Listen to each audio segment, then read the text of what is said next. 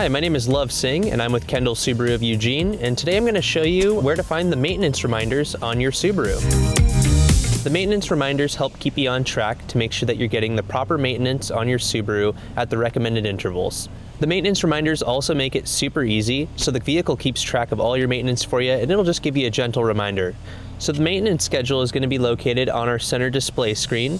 From the home screen, we're going to want to go to Car Info, Maintenance at the top right, and then from there we'll see a readout of our engine oil, oil filter, tires if we have them set in here, and then we'll also have maintenance schedule there at the bottom if you need just an additional general maintenance schedule.